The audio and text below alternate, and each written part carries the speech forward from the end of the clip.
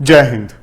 दोस्तों, आज के सेशन में हम डिस्कस करेंगे इंडियन डिफेंस एस्टेट सर्विस के बारे में। एक ऐसी सर्विस जिसमें मुझे खुद 7 साल का एक्सपीरियंस है। इसके अलावा ये एक ऐसी सर्विस है जिसके बारे में बहुत से सिविल सर्विसेज एस्पिरेंट्स को ज़्यादा नहीं पता होता।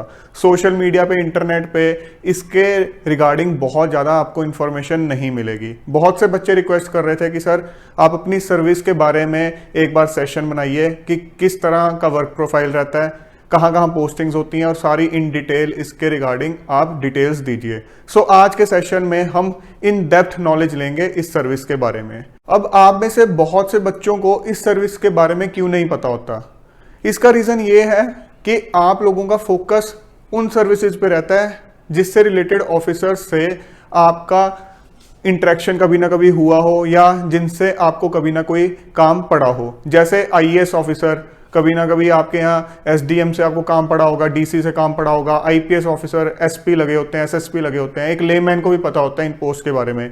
इनकम टैक्स के बारे में, कस्टम्स के बारे में भी लोगों को काफ़ी हद तक पता होता है, बिकॉज अगेन इनकी प्रेजेंस बहुत ज़्यादा होती है।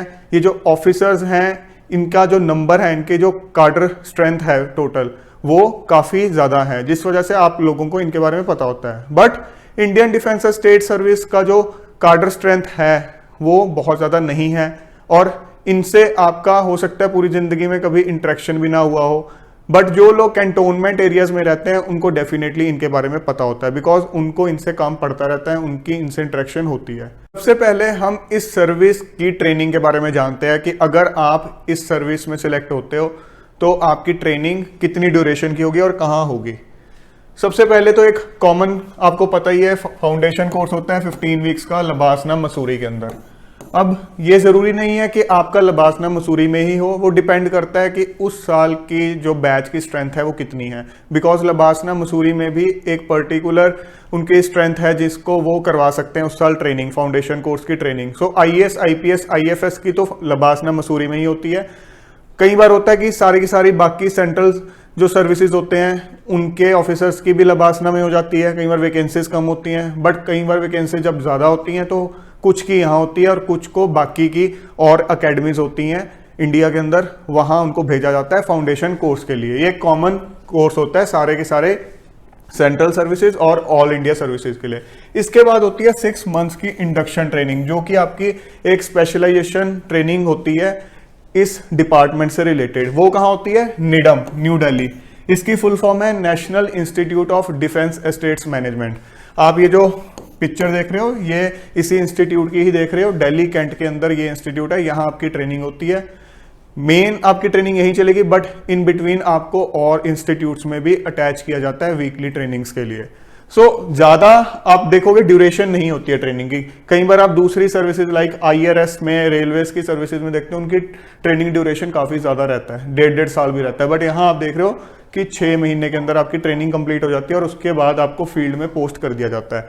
अब आगे इस सर्विस के बारे में जानने से पहले एक बार हम इस पूरे डिपार्टमेंट का ऑर्गेनाइजेशनल सेटअप समझ लेते हैं।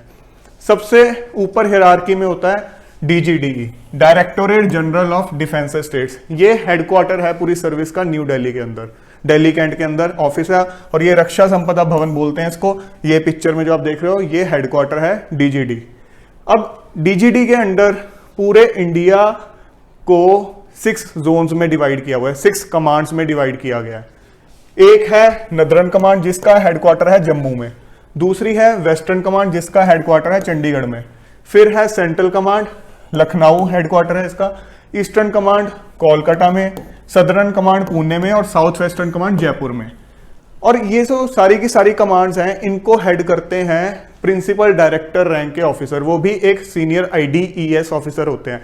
डीजीडी की बात करें तो इनको हेड करते हैं, पूरे डिपार्टमेंट को हेड करते हैं डायरेक्टर जनरल, जो कि सीनियर मोस्ट आईडीईएस ऑफिसर होते हैं। डीजीडी के अंदर आपको और भी आईडीईएस ऑफिसर्स मिलेंगे, उनके नीचे ग्रुप बी, ग्रुप सी जो ऑफिशियल्स हैं वो भी काम करते हैं। इसी तरह से हर डायरेक्टोरेट के अंदर जो हर कमांड है इसको हेड करते हैं प्रिंसिपल डायरेक्टर, उनके नीचे डायरेक्टर्स होंगे, ज्वाइंट डायरेक्टर, डेप्यूटी डायरेक्टर, ये सब भी आईडीईएस ऑफिसर्स होते हैं और इनके नीचे भी स्टाफ ऑफिशियल्स काम करते हैं।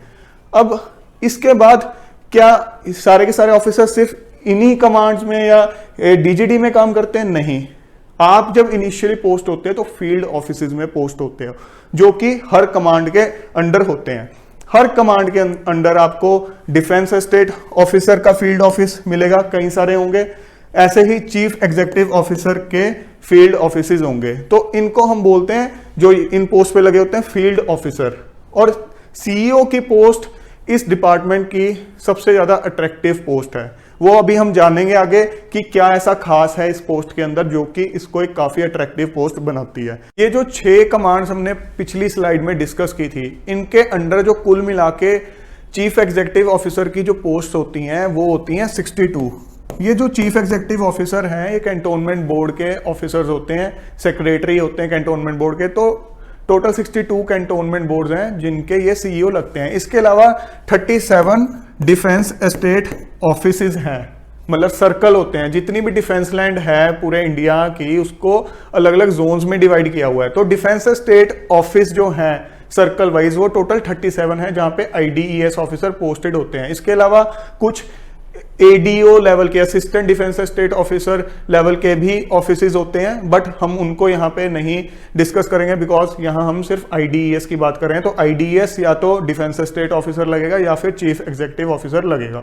जो आप फोटो देख रहे हो ये है केंद्रीय सदन की। इस केंद्रीय सदन की बिल्डिंग के अंदर principal directorate of defence state western command का ऑफिस है, जो कि जो वेस्टर्न कमांड के फील्ड ऑफिसर्स हैं उनको मैनेज करते हैं, उनको हेड करते हैं। अब आगे हम समझने जा रहे हैं अब सीईओ की फंक्शनिंग। सीईओ पोस्ट क्या है, चीफ एग्जीक्यूटिव ऑफिसर की पोस्ट क्या है। जिसने भी थोड़ा बहुत इंडियन डिफेंस स्टेट सर्विस के बारे में समझा होगा या कभी उनसे इंटरेक्ट किया होगा तो डेफिनेटली इस पोस्ट के बारे में उन्होंने काफी सुना होगा कि ये पोस्ट बड़ी अट्रैक्टिव पोस्ट है, यहाँ बहुत फैसिलिटीज मिलती हैं। ये बात बिल्कुल सही है। इस पोस्ट के अंदर जो आपको अथॉरिटी फील होती है, जिस तरह के डाइवर्सिफाइड वे से आप काम कर सकते हो, जिस तरह की फैसिलिटीज आपको मिलती हैं, वो अपने आप में एक बहुत ही अच्छे लेवल की हैं। आपका सेटिस्फेक्शन लेवल इस पोस्ट पे रहते हुए काफी अच्छा रहता है। जो हम एक सिविल सर्विसेज की तैयारी करते हैं सोच के कि हमें एक बढ़िया सी सरकारी गाड़ी मिले, बढ़िया सा बंगला मिले, हमें वहाँ पे सर्वेंट्स भी मिले और उसके बाद ड्राइवर मिले हों और बहुत सी फैसिलिटीज मिले हों, अथॉरिटी फील हो, इंडिपेंडेंटली हम डिसीजंस ले सकें, वो सब की सब चीजें आपको इस पोस्ट पे मिलती हैं। होता क्या बेसिकली, इंडिया के अंदर टोटल 62 कैंटोनमेंट्स हैं। हर कैंटोनमेंट को चलाता कौन है, कैंटोनमेंट बोर्ड, जो कि एक लोकल बॉडी है। जैसे हम किसी शहर में सुनते हैं म्युनिसिपल कॉरपोरेशन, वैसे ही एक कैंटोनमेंट में जो लोकल बॉडी होती है वो होती है कैंटोनमेंट बोर्ड। एक ऑटोनोमस बोर्ड है, ये ऑटोनोमस बॉडी है। इसके अंदर मेंबर्स होंगे, जैसे कि म्युनिसिपल कॉरपोरेशन में आप देखते हो म्युनिसिपल कमिश्नर जो कि एक IAS ऑफिसर होता है, वो होता है, मेयर भी होते हैं, इलेक्टेड जो मेंबर्स होते हैं MC जिनको आप बोलते हो वो भी होते हैं। ऐसे ही कैंटोनमेंट बोर्ड में भी इलेक्टेड मेंबर्स होते हैं अलग अलग वार्ड से। इसके अलावा जो इनके प्रेसिडेंट ऑफ कैंटोनमेंट बोर्ड होते हैं वो उस कैंटोनमेंट के स्टेशन कमांडर होते हैं जो कि आर्म्ड फोर्सेस से हैं। जो एक CEO होता है, जो IDES ऑफिसर है, वो होता है सेक्रेटरी कैंटोनमेंट बोर्ड का। इसके अलावा आर्म्ड फोर्सेस की तरफ से कुछ नॉमिनेटेड मेंबर्स भी होते हैं। सो ये पूरा बोर्ड मिलके डिसाइड करता है कि किस तरह से कैंटोनमेंट को डेवलप किया जाए, बिकॉज यहाँ पे सिविलियन पॉपुलेशन भी है, उसके अलावा आर्म्ड फोर्सेस के पर्सनल भी यहाँ रह रहे हैं। तो यहाँ की डेवलपमेंट दोनों के इंटरेस्ट को देखते हुए ही की जाएगी। तो कैंटोनमेंट बोर्ड के काम क्या कुछ होते हैं, टैक्स कलेक्शन। जो भी कैंटोनमेंट के अंदर टैक्स कलेक्शन होनी है, लाइक प्रॉपर्टी टैक्स की कलेक्शन, वो कैंटोनमेंट बोर्ड करेगा। जितनी वाटर सप्लाई है कैंटोनमेंट के अंदर उसकी देखरेख कैंटोनमेंट बोर्ड करेगा। सैनिटेशन, साफ सफाई का काम, आप देखते हो कि एक जो सिटी होता है और एक कैंटोनमेंट होता है, चाहे एडजॉइनिंग है, बट वहां की साफ सफाई में आपको काफी फर्क दिखता है। सो कैंटोनमेंट की साफ सफाई का जिम्मा किसके हाथ में है, कैंटोनमेंट बोर्ड के हाथ में। सो सारी साफ सफाई ये देखते हैं। अब आप यहाँ एक चीज का ध्यान रखो कि CEO सेक्रेटरी है, किसी भी चीज का जो एग्जीक्यूशन है वो CEO के हाथ में होता है। डिसीजन लेगा कैंटोनमेंट बोर्ड, बट उसको एग्जीक्यूट किसने करवाना है, CEO ने। ऑल्दो CEO भी एक कैंटोनमेंट बोर्ड में जब डिसीजन मेकिंग जो बॉडी है उसका पार्ट है, सेक्रेटरी है, बट फाइनल जो एग्जीक्यूटिंग पावर है वो CEO के पास रहती है। यहाँ पे बर्थ एंड डेथ रजिस्ट्रेशन जो है, कैंटोनमेंट के अंदर जो सिविलियन पॉपुलेशन रह रही है वहां पे किसी का भी बर्थ हो रहा है, किसी की डेथ हो रही है, वो सारा का सारा रजिस्ट्रेशन जिस तरह से म्यूनसिपल कॉरपोरेशन में होता है सिटी के अंदर, वैसे ही कैंटोनमेंट बोर्ड करता है कैंटोनमेंट के अंदर। एक कैंटोनमेंट बोर्ड के कुछ स्कूल्स भी होते हैं, आपने कैंटोनमेंट के अंदर देखे होंगे कैंटोनमेंट बोर्ड स्कूल, वो कैंटोनमेंट बोर्ड के अंडर ही होते हैं, वो भी यही चला रहा होता है। सो आपको एज अ सीईओ देखो कितनी डाइवर्सिफिकेशन के साथ काम करने का मौका मिल रहा है। इसके बाद health and social care, cantonment board के अपने हॉस्पिटल भी होता है। उसके अलावा सोशल केयर सेंटर्स, आप जो ओल्ड एज पीपल हैं, उसके अलावा डिफरेंटली एबल्ड पीपल हैं, उनके लिए आप सोशल केयर को ध्यान में रखते हुए उनके लिए सोशल केयर सेटअप खड़ा कर सकते हो, ओल्ड एज होम बना सकते हो। आपके पास काफ़ी पावर होती है, फंड्स होते हैं आपके पास, तो उनको यूटिलाइज करके आप इस तरह के सेंटर्स खोल सकते हो। जिस तरह के कई बार आप सोचते हो चीज़ें कि मैं सोशल सर्विस करना चाहता हूँ सिविल सर्विसेज में आके, सो यहाँ आपको वो पावर मिलती है। उसके अलावा जोन सी रोड्स, सारी रोड्स नहीं but zone C roads cantonment board के अंडर होती हैं, उनकी मेंटेनेंस का काम कैंटोनमेंट बोर्ड देखता है। कैंटोनमेंट के अंदर जो beautification, greenery, tree plantation, flowers देखते हो, या साइडवेज पे आप जो पाथवेज पे जितनी भी ब्यूटिफिकेशन देखते हो, वो सारा का सारा काम कैंटोनमेंट बोर्ड ही करता है। इसके अलावा भी कई तरह के फंक्शंस हैं, लाइक एक बहुत ही अच्छी पावर सीईओ के पास, जो कि एक आप यूजुअली आईएएस के पास ही देखते हो, वो है रिक्रूटमेंट की पावर। कैंटोनमेंट बोर्ड क्योंकि एक ऑटोनोमस बॉडी है, सो ये अपने लेवल पे रिक्रूटमेंट भी करता है। नॉर्मली आप देखते हो, मान लो आप एक आईआरएस ऑफिसर हो, तो आपके पास कभी इस तरह की पावर नहीं होगी कि आप अपने लेवल पे ही रिक्रूटमेंट कर लोगे। सेंट्रल गवर्नमेंट रिक्रूटमेंट करेगी, मिनिस्ट्री ऑफ फाइनेंस करेगी, वो आपके यहाँ पोस्ट करेगी, बट आप अपने ऑफिस के लिए कैंटोनमेंट बोर्ड का जो स्टाफ है वो कैंटोनमेंट बोर्ड अपने लेवल पे ही रिक्रूटमेंट करता है। आप ही एडवर्टाइज करते हो पोस्ट को, उसके बाद एग्जाम भी आप ही कंडक्ट करते हो, इंटरव्यू वगैरह जो भी रिक्वायर्ड है सबका सब आप ही करते हो, चाहे वो स्कूल के अंदर टीचर्स की रिक्रूटमेंट हो, हॉस्पिटल के अंदर नर्स डॉक्टर की रिक्रूटमेंट हो, आपके अपने जो सैनिटेशन का स्टाफ है, कोई भी स्टाफ है, सबकी रिक्रूटमेंट आप करते हो। सो आप देखो कितनी एक आपको जबरदस्त पावर यहाँ मिली हुई है। इसके अलावा जो इलेक्शंस भी होते हैं, जो इनके वार्ड्स होते हैं, जो कि इलेक्टेड मेंबर्स आते हैं कैंटोनमेंट बोर्ड के अंदर, जो वो इलेक्शन भी होता है, उसकी भी सारी की सारी देख रेख जो है सीईओ करता है। तो यहाँ पे आपको वो एक अलग सा एक्सपोजर उस तरह का भी मिलता है। बेसिकली अगर आप देखोगे तो एक सीईओ की जो पोस्ट है वो एक म्युनिसिपल कमिश्नर की तरह काम करता है। एक आईएएस ऑफिसर जो है म्युनिसिपल कमिश्नर रहते हुए उसके काफ़ी अथॉरिटी रहती है उस सिटी को लेके, सो उसका काम कैंटोनमेंट को लेके वही होता है। बट आप ये समझ लो कि एक सिटी के अंदर कंपैरेटिवली थोड़ी ज़्यादा पॉपुलेशन होती है, कैंटोनमेंट में थोड़ी कम होती है, बट ऑलमोस्ट सिमिलर होता है ऑन दी सेम लाइन्स। अब अगर हम बात करें फैसिलिटीज़ की, एक सीईओ को किस तरह की फैसिलिटीज़ मिलती हैं, तो एक बहुत ही बढ़िया गाड़ी आपको मिलेगी डेफिनेटली। एक सीईओ को बहुत अच्छी गवर्नमेंट सरकारी गाड़ी मिलती है। इसके अलावा अगर हम बात करें ऑफिस की, तो ऑलमोस्ट हर सीईओ की पोस्ट के ऊपर आपको बढ़िया सा एक ऑफिस मिलेगा। ये जो ऑफिस आप देख रहे हो, ये मेरी फर्स्ट पोस्टिंग ऑफिस है, कसौली का ऑफिस है, जब मैं वहाँ पे सीईओ था। सो जो सीईओ की पोस्ट होती है वो आपको फर्स्ट पोस्टिंग में ही मिल जाती है। और ये सर्विस थोड़ी इस लिहाज से भी यूनिक है कि आपको जो फर्स्ट पोस्टिंग मिलेगी एज अ सीईओ, उसमें जो आपकी फैसिलिटीज़ होंगी वो देख के आपके कई बार बैचमेट्स चौंक जाते हैं, क्योंकि जो सीईओ के लेवल पे आपको फैसिलिटीज मिलती हैं वो आप कंपेयर कर सकते हो जो एक डीसी को फैसिलिटीज मिलती हैं।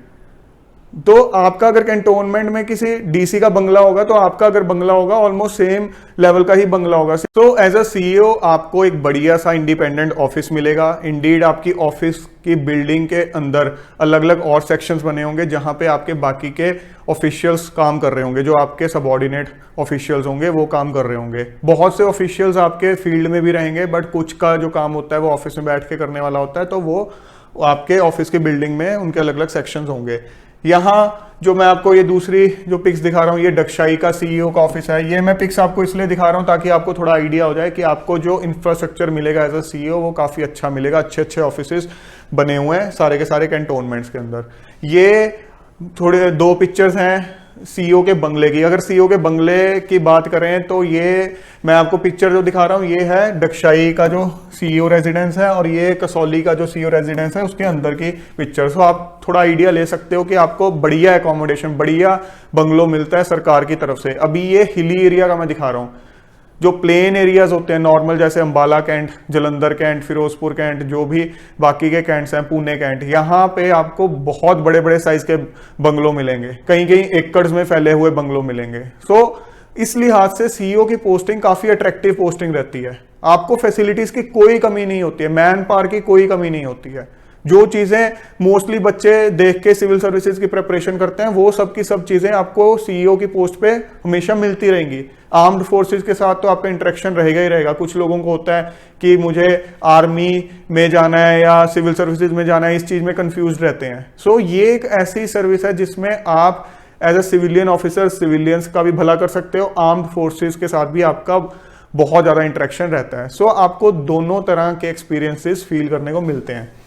अब अगर हम बात करें दूसरी पोस्ट, जो फील्ड पोस्टिंग है दूसरी, डिफेंस एस्टेट ऑफिसर की, उसकी बात करने से पहले यहाँ एक पॉइंट डिस्कस करना जरूरी है कि आपके दिमाग में क्वेश्चन आ रहा होगा कि ये जो चीफ एग्जीक्यूटिव ऑफिसर की पोस्ट या डिफेंस एस्टेट ऑफिसर की पोस्ट है, क्या ये एक ही बार मिलती है या मल्टीपल टाइम्स मिलती है? तो उसका आंसर ये है कि एज एन आईडीएस ऑफिसर आपके इनिशियली 15 से 18-20 साल, डिपेंडिंग अपॉन योर प्रमोशन, आपकी जो पोस्टिंग्स हैं वो सीईओ डीओ ही चलती रहेंगी। कभी आपको सीईओ लगा दिया जाएगा, कभी आपको डिफेंस एस्टेट ऑफिसर लगा दिया जाएगा किसी सर्कल का। सो ये मिक्स चलती रहेंगी, कोई हार्ड एंड फास्ट नहीं है कि पहले आपको सीईओ की मिल गई तो उसके बाद डीओ की मिलेगी। हो सकता है मल्टीपल टाइम्स आपको सीईओ मिलती चली जाए और बीच में जाके कहीं डीओ मिले। हो सकता है आपको सीईओ मिलने का मल्टीपल टाइम्स आपको डिफेंस एस्टेट ऑफिसर की पोस्ट मिल जाए। लाइक मेरे केस में मेरी पहली पोस्टिंग थी सीईओ कसौली एंड डगशाई, वहां का ज्वाइंट चार्ज मिला था। उसके बाद defence estate officer Chandigarh circle, then defence estate officer Jalandhar circle. So ये चीज जो है कुछ लोगों को सही लगती है कि ठीक है हमें सीईओ की पोस्ट अच्छी लगती है, सो हमारे जो इनिशियली 15 से 20 साल हैं उसके अंदर हमें सीईओ की पोस्ट मल्टीपल टाइम्स मिलेगी। सो हमारे जो एक फैसिलिटीज का हमारा चार्म था, सरकारी गाड़ी फैसिलिटीज, इन सब का वो फुलफिल हो रहा है वहां पे। बट कुछ लोगों को लग सकता है कि एक स्टेग्नेशन वाली फीलिंग, कि बार बार उसी तरह का वर्क प्रोफाइल मिलता जा रहा है। एक नेगेटिव पॉइंट आपको ये भी लग सकता है कि इनिशियली कुछ साल की सर्विस करने के बाद आप एक बहुत बड़े कैंटोनमेंट के सीईओ लग गए, बट कुछ सालों के बाद आप उससे छोटे साइज के कैंटोनमेंट के सीईओ लग गए, बिकॉज जो कैंटोनमेंट्स हैं वो लिमिटेड नंबर है उनका। ऐसा कोई हार्ड एंड फास्ट रूल नहीं है कि आप सीनियर हो जाओगे इस लेवल तक तो ही आप एक बड़े कैंटोनमेंट के सीईओ लगोगे।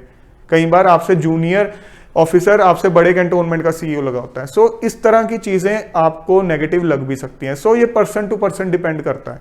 अब हम बात करते हैं कि एक डिफेंस एस्टेट ऑफिसर, उसका काम क्या होता है। एक सीईओ का काम और एक डिफेंस एस्टेट ऑफिसर का काम टोटली डिफरेंट है। सीईओ काम कर रहा है एक ऑटोनोमस बॉडी के अंदर, बट डिफेंस एस्टेट ऑफिसर जो काम कर रहा है वो डायरेक्टली रिपोर्ट कर रहा है एक तरह से मिनिस्ट्री को, अपने डिपार्टमेंट की हायरार्की के थ्रू वो मिनिस्ट्री को ही रिपोर्ट कर रहा है। यहाँ ऑटोनोमस बॉडी वाला काम नहीं है। यहाँ जिस तरह से सेंट्रल गवर्नमेंट के ऑफिस होते हैं, फील्ड ऑफिस होते हैं, उस तरह का काम है। सो डिफेंस एस्टेट ऑफिसर किस तरह के काम करते हैं?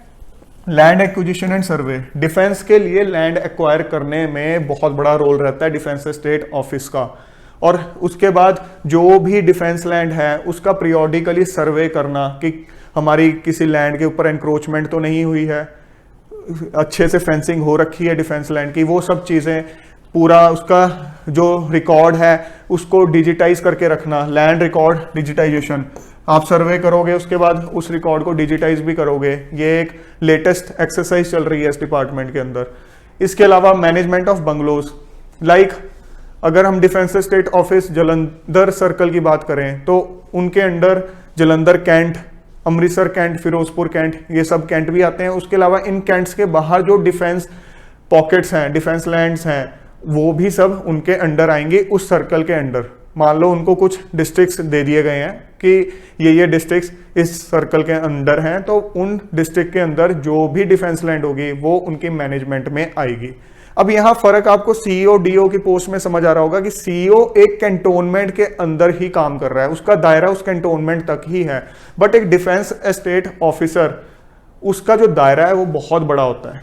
लाइक अगर हम जलंधर सर्कल की बात करें तो उसमें 3 तो कैंटोनमेंट्स आ जाते हैं, उसके अलावा काफी सारे पॉकेट्स हैं मल्टीपल डिस्ट्रिक्ट्स में, कुछ डिस्ट्रिक्ट्स हिमाचल प्रदेश की, कुछ पंजाब की। इस तरह से फर्क है। काम जो है टोटली डिफरेंट है, बिल्कुल डिफरेंट काम है। तो ये जो कैंटोनमेंट्स एक डिफेंस स्टेट ऑफिसर के अंडर आते हैं, इनकी जो बंगलोज की जो मैनेजमेंट होती है, उनका लैंड रिकॉर्ड मेंटेन करना, कुछ भी उसमें किसी ने कोई कंस्ट्रक्शन कर रही है उसकी परमिशन देना, ये देखना किसी ने कोई अनऑथराइज कंस्ट्रक्शन तो नहीं कर लिया, वो सारा चेक रखना, वो सारा का सारा काम डिफेंस स्टेट ऑफिसर का ही होता है। इसीलिए मैं बोल रहा हूँ कि एक कैंटोनमेंट के अंदर इंसान को पता होता है कि आईडीएस ऑफिसर कौन है। इसके बाद एनक्रोचमेंट रिमूवल, डिफेंस लैंड पे अगर मान लो किसी ने एनक्रोचमेंट कर ली, अनऑथराइज कंस्ट्रक्शन कर दी, तो उसको रिमूव करवाना, वो सारा काम भी एक डिफेंस एस्टेट ऑफिसर का होता है। लाइक हम सिटीज में सुनते हैं स्टेट ऑफिसर का ये काम होता है, ऐसे ही डिफेंस लैंड के लिए ये काम एक डिफेंस एस्टेट ऑफिसर का होता है। इसके अलावा disposal of trees on defence land, मान लो आर्म्ड फोर्सेस का कोई प्रोजेक्ट है जो उन्होंने डिफेंस लैंड पे बनाना है, तो अगर उस जगह पे ट्रीज हैं तो अगर उनको कट करने की जरूरत है तो उसकी ऑक्शनिंग का प्रोसेस, सारा का सारा प्रोसेस डिफेंस एस्टेट ऑफिस ही करता है। हैंडलिंग ऑफ लिटिगेशंस, ये बहुत इंपॉर्टेंट एक फंक्शनिंग रहती है डिफेंस एस्टेट ऑफिसर की। जितने भी डिफेंस लैंड से रिलेटेड लिटिगेशंस होंगे, केसेस होंगे डिस्ट्रिक्ट कोर्ट में, हाई कोर्ट के अंदर, सुप्रीम कोर्ट के अंदर, वो सारा का सारा जो डिफेंड करेगा वो डिफेंस स्टेट ऑफिसर करेगा on behalf of government of India. So इस पोस्ट पे रहते हुए आपको केस, जो ये कोर्ट केसेस होते हैं, इसके रिगार्डिंग काफी एक्सपोजर मिलता है। ये चीज भी आपको काफी ज्यादा मैच्योरिटी देती है। नॉर्मली आप एक आईआरएस ऑफिसर लगे हुए, कोई और सेंट्रल सर्विसेज में लगे हुए हो, तो आपको इतना ज्यादा एक्सपोजर नहीं मिलता है कोर्ट केसेस का। आपके ऑफिस में लिमिटेड नंबर ऑफ कोई कोर्ट केसेस आ भी जाते हैं तो कई बार पैनिक क्रिएट हो जाता है, बट इस ऑफिस में कोर्ट केसेस एक डेली बिजनेस होता है, डेली का काम है। सो यहाँ आपको उस लिहाज से भी बहुत ज्यादा एक्सपोजर मिलता है। अगर हम काम के मैच्योरिटी की बात करें तो एक डिफेंस स्टेट ऑफिसर का काम काफी ज्यादा मैच्योर्ड होता है in comparison to chief executive officer. आपका क्योंकि दायरा बड़ा है, आपका जो काम है वो लिटिगेशन से रिलेटेड बहुत ज्यादा एनक्रोचमेंट पे चेक रखना, और जो land record digitization, land survey, land acquisition, land acquire करोगे तो उसके बाद पेमेंट जो रिलीज होगी, जो जिनकी आपने लैंड एक्वायर की है वो भी आपके ऑफिस से ही रिलीज होगी, तो अपने आप में बहुत ही क्रिटिकल काम है।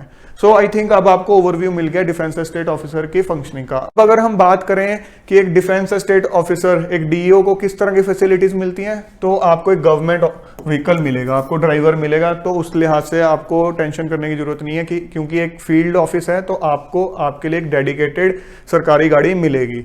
कोई ऐसा नहीं होगा जैसे कई बार आप सोचते हो कि फर्स्ट पोस्टिंग पे कॉमन एक गाड़ी होगी पूरे बिल्डिंग में जो ऑफिसर्स लगे हों, नहीं, क्योंकि यहाँ फील्ड ऑफिस के अंदर खुद ही ऑफिस के एक मालिक हो, तो आपको एक डेडिकेटेड ऑफिशियल व्हीकल मिलता है। इसके अलावा अगर हम ऑफिस इंफ्रास्ट्रक्चर की बात करें तो मोस्ट ऑफ दी स्टेशंस पे आपको एक अच्छा ऑफिस मिलेगा, आपका एक इंडिपेंडेंट ऑफिस होगा, बाकी का स्टाफ जो आपका नीचे आपका काम कर रहा है स्टाफ, वो अलग उसी बिल्डिंग के अंदर अपने रूम्स में काम कर रहे होंगे, बट आपका जो एक ऑफिस होगा एक इंडिपेंडेंट ऑफिस होगा। लाइक ये जो ऑफिस है ये defence estate officer Chandigarh circle का है, ये आप जो देख रहे हैं ऑफिस ये वहां का है। अगर हम एकोमोडेशन की बात करें तो आपको इतनी बड़ी एकोमोडेशन नहीं मिलेगी जितनी आपको सीईओ के रैंक पे मिलती है। अब ये भी आपको थोड़ी अजीब सी चीज लगेगी, बट ये एक फैक्ट है। आपकी फर्स्ट पोस्टिंग हो जाएगी एज अ सीईओ तो आपको बहुत बड़ा बंगला मिलेगा, उससे अगली पोस्टिंग हो जाएगी आपकी डिफेंस स्टेट ऑफिसर, आपको मिलेगी एकोमोडेशन डिसेंट मिलेगी, बट उसके कंपैरिजन में आपको वो छोटी लगेगी। सो ये मिक्स चलता रहेगा, और ये भी नहीं है कि कोई स्टैंडर्ड साइज है कि इसी साइज की एकोमोडेशन मिलनी है। हो सकता है किसी स्टेशन पे डिफेंस स्टेट ऑफिसर की एकोमोडेशन काफी बड़ी हो, सो वो चीज वेरी करती है। लाइक ये जो आप देख रहे हो ये defence estate officer Jalandhar circle का रेजिडेंस है, ये वहां की एकोमोडेशन है। यहाँ पे ये चीज डिस्कस करनी जरूरी है कि जब एक आईडीएस ऑफिसर एक कमांड में पोस्टेड होता है या फिर डीजीडी में, जो कि दिल्ली में हेडक्वार्टर है, वहां पोस्टेड होता है, तो तब किस टाइप की फैसिलिटीज मिलती हैं। तब आपको इंडिपेंडेंट गवर्नमेंट व्हीकल नहीं मिलेगा। एक कमांड का हो सकता है 2-3 गाड़ियां हो, जब आपको कोई ऑफिशियल काम हो उनमें से आप कोई गाड़ी यूज कर लो। ऐसे ही डीजीडी ऑफिस के अंदर एक सेंट्रल पूल ऑफ कार होगा, जब आपको कोई ऑफिशियल काम होगा आप वो यूज कर सकते हो, बट आपका कोई इंडिपेंडेंट गाड़ी, इंडिपेंडेंट कोई ड्राइवर आपको अलॉटेड नहीं होगा। इस तरह से अगर हम एकोमोडेशन की बात करें तो जिस तरह से सेंट्रल सर्विसेज वालों के लिए जो अलग से एकोमोडेशन बनी होती है, उस पूल में से ही आपको एकोमोडेशन मिलेगी। आपका कोई डेडिकेटेड एक बंगलो नहीं होगा कि हाँ इस पोस्ट पे जब आप पोस्टेड हो कमांड के अंदर, या फिर जब आप डीजीडी ऑफिस के अंदर पोस्टेड हो तो आपको एक डेडिकेटेड बंगला मिलेगा। ये सब चीज़ें आपको एक कमांड में प्रिंसिपल डायरेक्टर जो कि एक हाईएस्ट रैंकिंग ऑफिसर होता है आईडीएस का, उस कमांड में, या फिर डीजीडी जो कि पूरे डिपार्टमेंट का एक डायरेक्टर जनरल है, उस पोस्ट पे मिलती हैं। उसके अलावा बाकी की पोस्ट पे आपको इस तरह की चीज़ें नहीं मिलेंगी। इसके बाद हम बात करते हैं लाइफस्टाइल की, कि एक आईडीएस ऑफिसर का लाइफस्टाइल किस तरह का होता है। फील्ड जॉब होती है या डेस्क जॉब होती है? जब आप सीईओ लगे हुए या डीईओ लगे हुए तो आपकी फील्ड जॉब है, आपको फील्ड में भी जाना पड़ता है। ये फर्क रहता है, सीईओ रहते हुए आपके जो फील्ड जो जॉब है वो आपकी रहती है कैंटोनमेंट के अंदर रिस्ट्रिक्टेड रहेगी। डीईओ जब आप रहते हो तो आपके जो फील्ड विजिट्स हैं वो फैल जाती हैं काफ़ी दूर तक, क्योंकि आपके अंडर काफ़ी ज़्यादा डिफेंस लैंड है। सो आपको कई बार जाना भी पड़ता है, ऐसा नहीं है बहुत फ्रिक्वेंटली जाना पड़ेगा, बट आप जा सकते हो और कई सिचुएशन में आपको जाना ही पड़ेगा। सो कुछ लोगों को जैसे घूमने फिरने का, ट्रैवल करने का शौक होता है, तो उनके लिए डीईओ की पोस्ट काफ़ी अच्छी पोस्ट है। अगर हम बात करें डेस्क जॉब की, यस, इन बिटवीन आपको ये जॉब डेस्क जॉब भी लगेगी। जब आप कमांड्स में पोस्टेड हो, डीजीडी में पोस्टेड हो, तो आपको ये एक डेस्क जॉब लगेगी, तब आपका काम ऑफिस तक ही रिस्ट्रिक्टेड रहेगा। इसके बाद हम बात करते हैं पब्लिक इंटरेक्शन की। पब्लिक इंटरेक्शन सीईओ की पोस्ट पे सबसे ज्यादा रहता है, क्योंकि वहां पे आप एक, मैंने बताया था, म्युनिसिपल कमिश्नर की तरह हो एक छोटे स्केल के ऊपर, कंपैरेटिवली छोटे स्केल के ऊपर, तो पब्लिक इंटरेक्शन डेफिनेटली रहेगा, बहुत ज्यादा रहेगा। तो जिन लोगों को शौक होता है कि मैं पब्लिक के साथ डील करूं, तो उनके लिए सीईओ की पोस्ट काफी अच्छी पोस्ट है। डीओ की पोस्ट पे भी पब्लिक इंटरेक्शन रहता है, बट सीईओ से कंपैरेटिवली कम रहेगा, इतना ज्यादा नहीं रहेगा, सीईओ से कंपैरेटिवली कम रहेगा। बट दोनों पोस्ट के ऊपर अगर हम बात करें इंटरेक्शन विद आर्म्ड फोर्सेज, वो बहुत ज्यादा रहता है। सो आप जब फील्ड में पोस्टेड हो तो आप आर्म्ड फोर्सेस के साथ वीकली बेसिस पे बहुत ज्यादा इंटरेक्ट करते हो, कई बार डेली बेसिस पे भी होता है, डिपेंड करता है situation to situation. Work life balance की बात करें तो इस सर्विस में वर्क लाइफ बैलेंस अच्छा रहता है। वीकेंड आपका मोस्ट ऑफ द केसेस में ऑफ रहता है, अनलेस एंड अनटिल कोई बहुत ज्यादा इमरजेंसी वाला केस आ जाए, वो बात अलग होती है, कोई सिचुएशन ऐसी आ जाए, but most of the cases के अंदर वर्क लाइफ बैलेंस अच्छा रहता है। सो अगर आप वर्क लाइफ बैलेंस के लिहाज से बात करो, फैसिलिटीज के लिहाज से बात करो, तो जब आप फील्ड में पोस्टेड हो तो ये सर्विस बहुत अच्छी सर्विस है। इसके बाद प्रेशर एंड चैलेंजेस। प्रेशर और चैलेंजेस हर सर्विस में अपने अपने टाइप के होते हैं। क्योंकि एक सेंट्रल सर्विस है तो इसकी ये ब्यूटी रहती है कि स्टेट गवर्नमेंट बिल्कुल भी इंटरफेयर नहीं कर सकती। सो कई लोगों को जो डर होता है पॉलिटिकल इंटरफेरेंस, इस तरह के जो डर होते हैं, वो सेंट्रल सर्विसेज में ऑलमोस्ट नेग्लिजिबल होते हैं। चाहे आप आईआरएस ले लो, चाहे ये ले लो, चाहे रेलवेज की सर्विस ले लो, आप क्योंकि directly government of India, central government को रिपोर्ट कर रहे हो, सो इस तरह की चीजें कम होती है। बट चैलेंजेस तो रहते ही हैं, हर सर्विस में अलग टाइप के चैलेंजेस रहेंगे, हर पोस्टिंग पे अलग टाइप के चैलेंजेस रहेंगे। सो चैलेंजेस तो आपको लाइफ में मिलने भी चाहिए, तभी आपको सर्विस में या किसी भी काम में मजा आता है। इसके बाद हम बात करते हैं पोस्टिंग्स की, प्रमोशंस की। पोस्टिंग्स की मैंने आपको इनिशियली बताई दी है कि डीजीडी में आप पोस्टेड होते हो, कमांड्स में पोस्टेड होते हो, फील्ड ऑफिसेज में पोस्टेड होते हो। सो उसकी हम बात कर चुके हैं।